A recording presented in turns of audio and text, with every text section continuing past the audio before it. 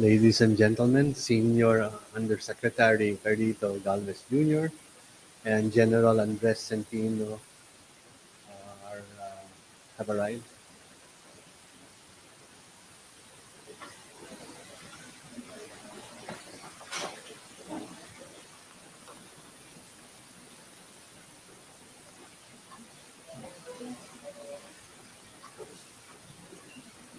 We will now hear the statements of Senior Undersecretary Galvez and will be followed by General Centino.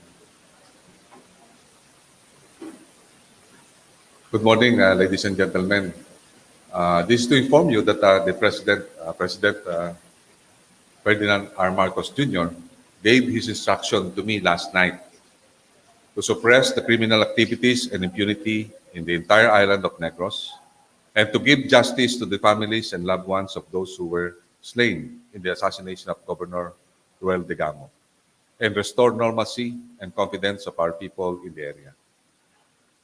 The President also issued verbal orders to create a joint task force composed of 2 brigades and 6 battalions to step up with the joint AFP-PNP operations and carry out the President's directive and search warrants.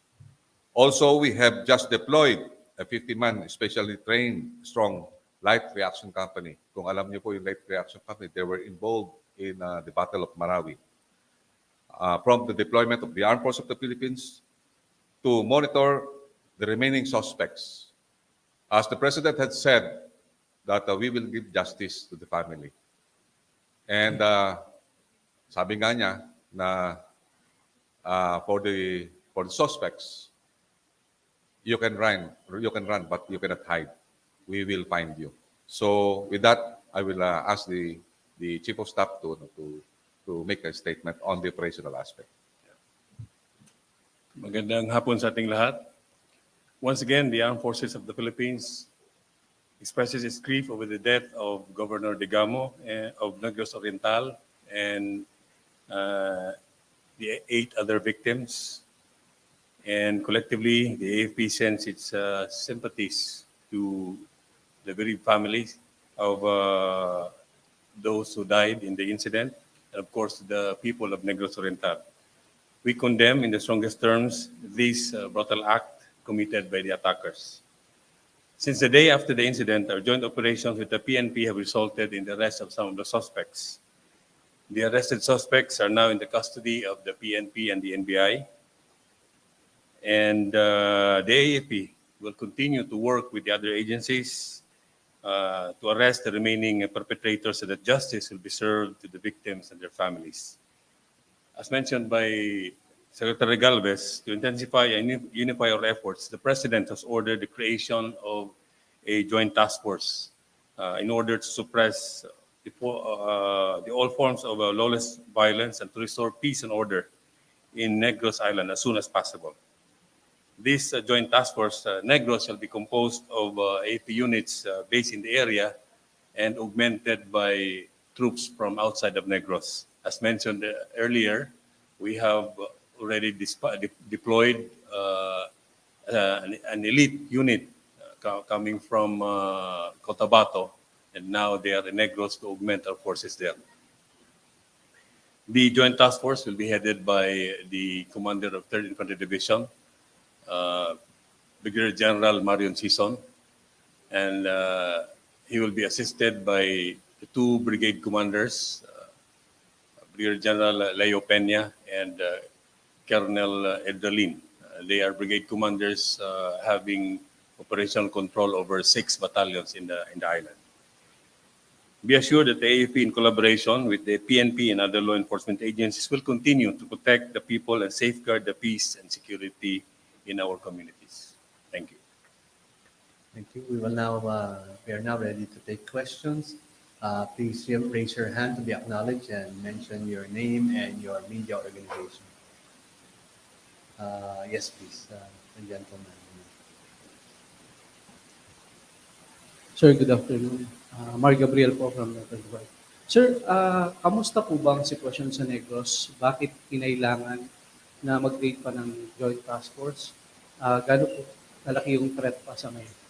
So ngayon nakita namin nung napumunta nga kami doon ng ating mahal na presidente, nakita natin na medyo maayos na yung sitwasyon doon, but we saw that there is still a need to create a joint task force dahil kasi mayroon mga emerging na mga tinatawag nating mga cases. And we are really looking na yung lahat ng na-involved, lalo-lalo na dito sa pagkamatay ng ating mahal na Governor Ruel Digamo, kailangan talaga na makuha natin sila. So yun ang namin na talagang gagawa tayo ng tinatawag na dragnet, and also we will try to really secure the families of the victims and also the families of the witnesses.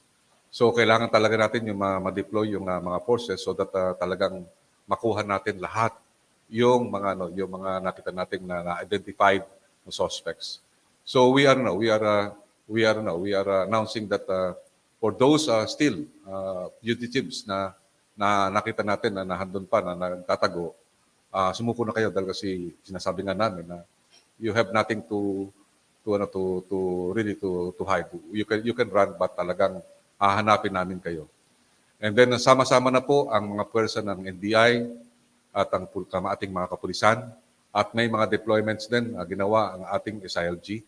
And also yung DOJ, tumutulong na rin po sa atin, tsaka talagang nag-usap-usap po kami kahapon sa Malacanang, kasama po ang ating National Security Advisor, ang ating Executive Secretary, at ang lahat ng mga agencies, sa mga security agencies, para at least pagtulong-tulungan na po natin to so that we can bring justice. We are still awaiting for the other charges na binubuo ng DOJ. At nakikita natin na lumalakas lalo ang nakita natin mga ebidensya dahil sa mga sinasabi ng mga witnesses at saka yung mga suspect na talagang nahuli natin nagsasalita na kung sino talaga ang tinatawag nating mga mastermind. I saw David Santos raising his hand. Hi, sir. Sir, siguro just give us an idea kung bakit kailangan yung 2 brigades, sir, and 6 battalions. Sino magko-compose sa kanila? Will there be restrictions, sir, in terms of movements ng mga tao? Kasi considering this, we are pouring such a sizable number of the troops and forces into the island. Magkakaroon ba ng mga checkpoints? Magkakaroon ba ng inspections? Whatever. How do we see the forces carrying out their mission? Nakita naman natin yung mga forces niyan, sabihin ko mamaya kay Chief of Staff. Bali yung forces naman yan, formerly deployed niyan sa Negros Island. Those 2 brigades have been deployed there. Ang gagawin lang natin is reorientation na talagang tumulong sa ating PNP dahil kasi nakikita natin na talagang kailangan natin cover yung maraming areas. Dahil kasi nakita natin na mga possible areas na maybe outside of Negros Oriental. So kailangan natin talaga na makordon yung areas ng buong Negros Island so that they cannot escape from the island. So I will bring this to the Chief of Staff to explain yung mga deployments. Thank you, David. The 2 brigades and the 6 battalions are currently deployed in Negros. Nandun na sila. But they're performing other specific tasks. No? Meron tayong naibigay na tasking sa kanila. Well, primarily going after the remaining insurgents in Negros.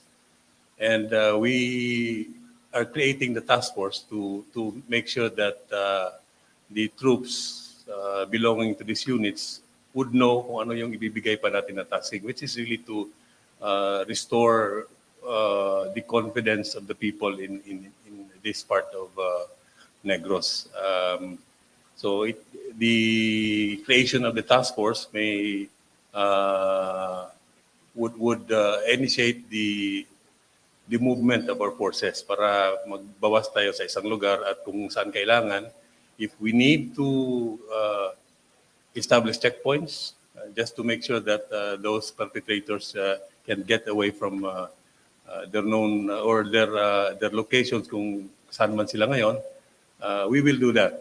And that's why it's important that there's a task force so that there will be unity of command, unity of efforts also, considering that aside from those that are there already in Negros, meron pa tayong idadagdag na forces to support our effort.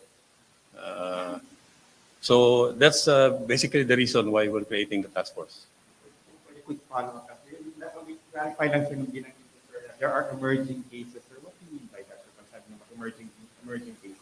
Alam niyo, nung pumunta po si President Marcos sa area, halos naglabasan ng tao. Talagang nakita nila na siguro yung pagdating ng ating mahal na presidente at saka yung mga cabinet members, kasama kami si Secretary of Justice, si Sal G, ako at saka yung other staff ng ating mahal na presidente, parang nagbigay ng lakas ng loob sa mga ibang tao. And when we are the wake ng ni Governor Digamo, maraming mga LGUs at saka marami ding mga tinatawag nating mga residents at saka yung former na talagang nagkaroon nag-sustain ng tinatawag natin ng mga abuses previously since 2019 at saka yung ibang mga tinatawag pa ng mga ibang taon pa na nakaroon sila ng tinatawag nating they suffered from the previous years. Lumalabas na po 'yon. And then nga yun nga namin na we will help the PNP on the purpose of the investigation at saka itong mga nag-resurface na mga possible witness para mapin down natin yung tinatawag natin yung mga suspects.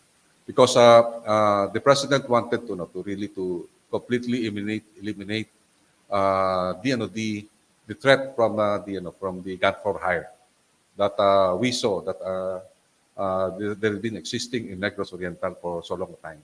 So we need to put a stop on these killings, and the president reassured the wife, and we also give the assurance to Mama Digamo, Mayor Digamo, that we will give justice soon as possible time.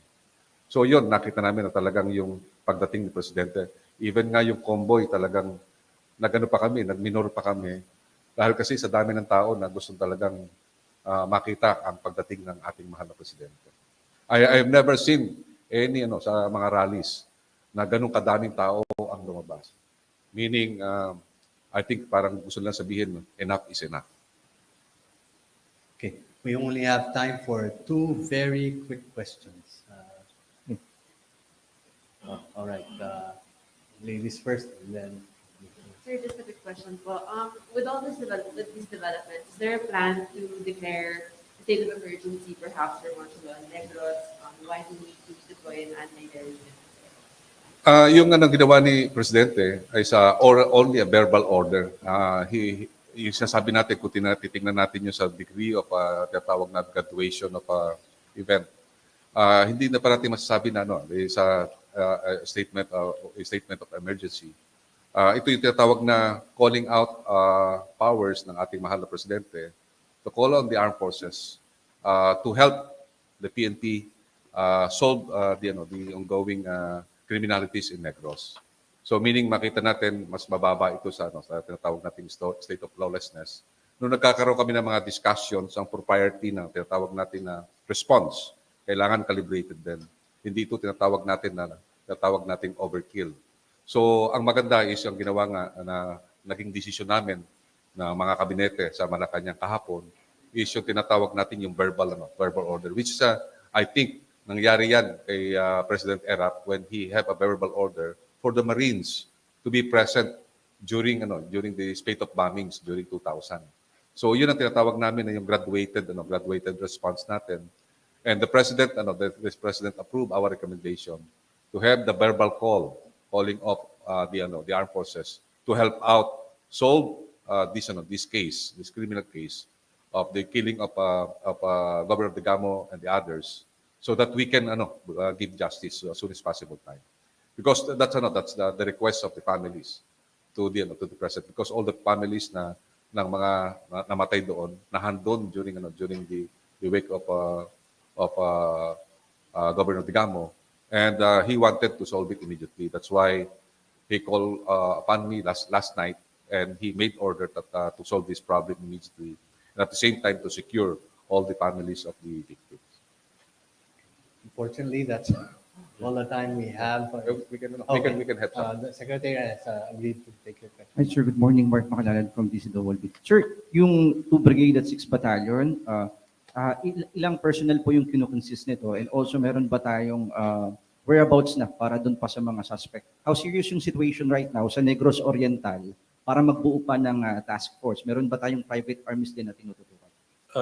Well, the 6 battalions are currently, as I've said, deployed in Negros. 3 are in Northern Negros, 6 are in Southern Negros. We cannot also just leave the current deployment kung saan sila naka-deploy. Kukuha lang tayo ng forces, enough forces that we can spare at pwede natin idalhin doon sa kung saan talaga ang areas na kailangan ng ating sundalo. Well, of course, there are areas that the police have also determined na possible kung nasan yung iba ring those involved doon sa insidente. No, that's why hindi naman buong batalyon ipupull out natin sa isang lugar ng Negros. That's why, yun nga sabi ko sa inyo na the task force is needed para mabigyan din natin ng panibagong tasking ang ating mga deployed forces. Perhaps magkakaroon din lang ng movement, redeployment lang, lilipat lang sa malapit din na lugar yung ating mga battalions. Anyhow, we have sufficient forces there already deployed. And the addition of one company, a light reaction company from Cotabato will definitely be a significant augmentation of our forces there. Thank you very much. That concludes our press con. We'd like to thank Secretary Galvez and General Centino for speaking to us today. And I'd also like to thank General Camba, the Vice Commander of the Philippine Army, General Paredes, the Commanding General of the Philippine Air Force, and Admiral Adasi, the Flag Officer in Command, for joining us this afternoon. Thank you very much, everyone. Maraming salamat. Thank you. Thank you. Thank you.